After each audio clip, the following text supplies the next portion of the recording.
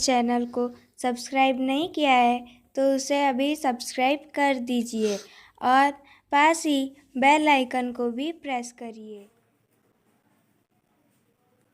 नमस्कार छात्रों, आज की वीडियो में हम कक्षा 10वीं गणित अध्याय 4 द्विघात समीकरण की प्रश्नावली 4.3 से प्रश्न क्रमांक 8 को हल करेंगे।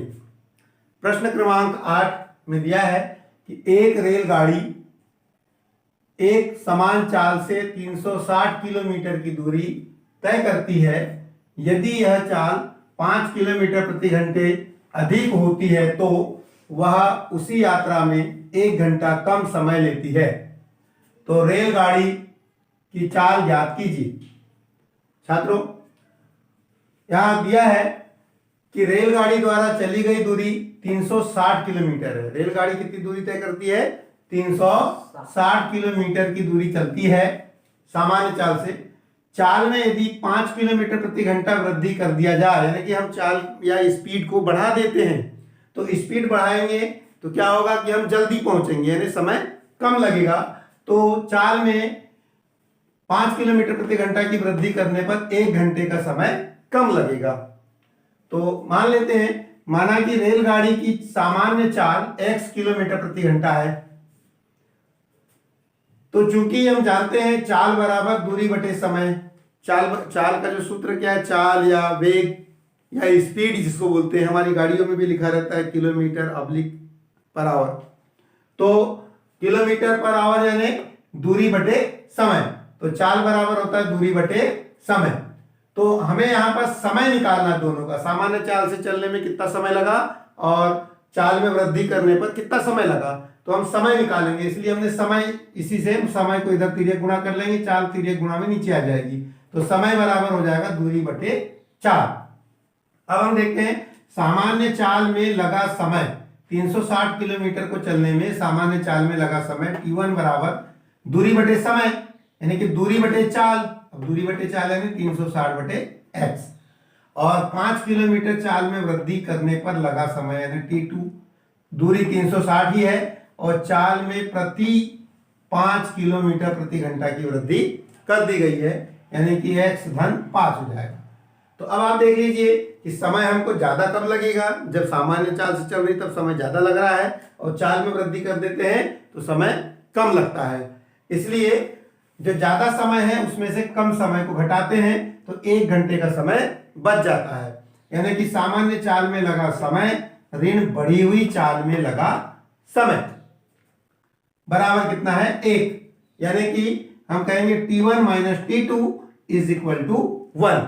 हमारा जो मेन वर्ग समीकरण लाने का जो सूत्र था वो आ चुका है कि t1 minus t2 is equal to 1। अब हमारे पास t1 कितना है, यानी कि सामान्य चाल में लगा समय 360 बटे x।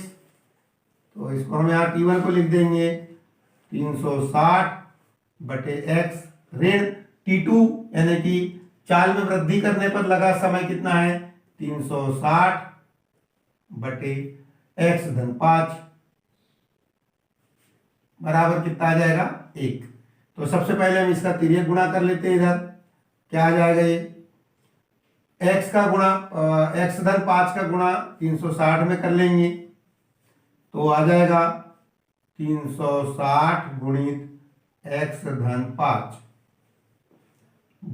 ऋण, और x का गुणा 360 में करेंगे तो ये आ जाएगा 360 गुणित x, और इनका आपस में गुणा कर लेते हैं, यह आ जाएगा x गुणित x धन 5, और बराबर में कितना है? 1। अभी पहले हम इसी को हल कर ले तो क्या आ जाएगा? ये आ जाएगा 360 का x में गुणा करेंगे तो 360x, फिर 360 का 5 में गुणा करेंगे, 360 का 5 में गुणा करेंगे तो 360 गुणित 5 यानी कितना हो जाएगा? 5 शून्य 0, 5 6 30 की 0, हासिल आया 3, 5 दिया 15 और 3 हो जाएगा 18। तो ये हो जाएगा 360 का गुणा 5 में करेंगे तो धन 1800। फिर ऋण 360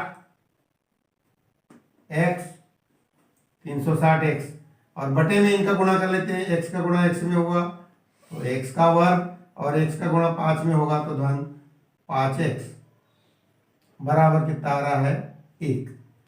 अब इनको काट ले हम, धन 360x और ऋण 360x 0 हो जाएगा, ये कट जाएगा, ये कट गया। अब ये गुणा कर लेते हैं, इसका एक का गुणा इधर कर लेंगे और इसका गुणा इधर कर लेंगे, तो इसका गुणा इधर कर लेते हैं पहले, तो क्या आ जाएगा एक्स वर्ग धन 5x का गुणा 1 में करेंगे तो ज्यों का त्यों आएगा, एक्स वर्ग धन 5x बराबर 1 का गुणा 1800 में तो बराबर 1800। अब छात्रों ये 1800 को इधर ट्रांसफर कर लेंगे तो ये आ जाएगा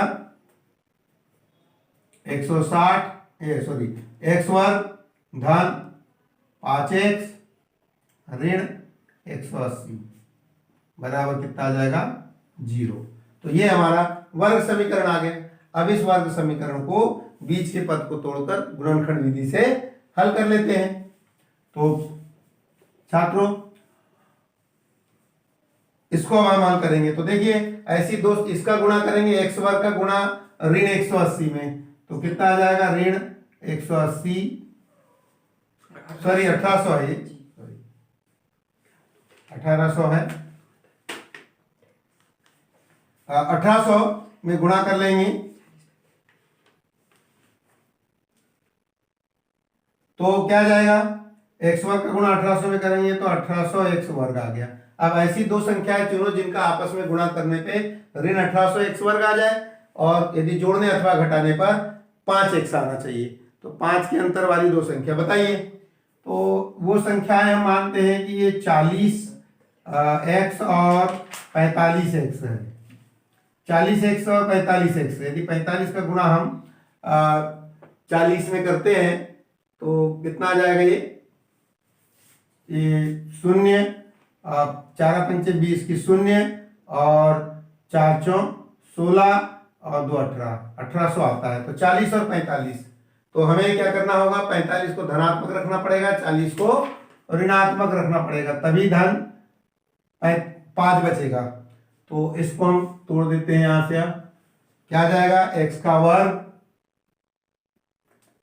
वर्ग धन 45x धन 45x ऋण 40x आ जाएगा, ऋण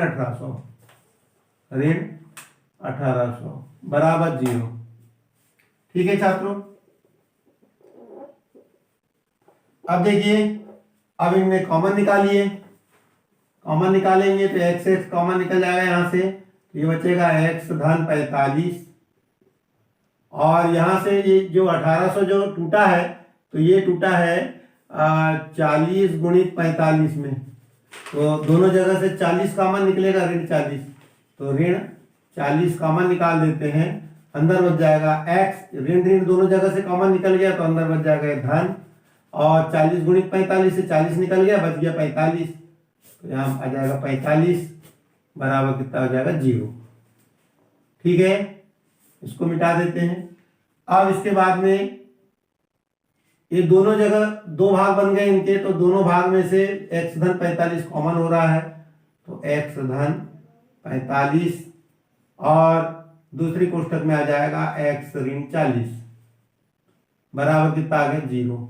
दोनों कोष्टकों का गुणनफल 0, यानी कि दोनों में से कोई एक कोष्टक 0 होगी, तो इसलिए हम इसको लिखेंगे x धन 45 बराबर 0 होगा, या तो फिर या x ऋण 40 बराबर 0 होगा। तो क्या आ जाएगा, x बराबर ऋण 45, x बराबर जब ट्रांसफर होगा धन 45 का 0 तरफ तो आ जाएगा ऋण 45, या x बराबर धन 40। अब हमने x क्या माना है, x को माना है हमने कि सामान्य चाल ऋणात्मक नहीं हो सकती, चाल ऋणात्मक नहीं हो सकती, वो धनात्मक ही होती है, इसलिए ऋण चिन्ह त्याग देंगे हम, या ऋणात्मक मान त्यागने पर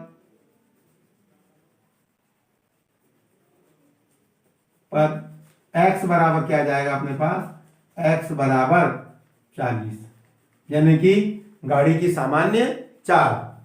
तो आंसर लिख देंगे, अतः रेलगाड़ी की सामान्य चाल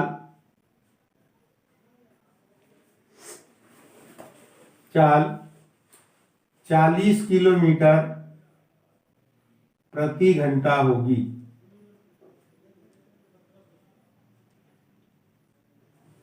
रेलगाड़ी की सामान्य चाल क्या हो जाएगी, 40 किलोमीटर प्रति घंटा होगी। तो छात्रों, यह कथन आपको आसानी से समझ में आया होगा।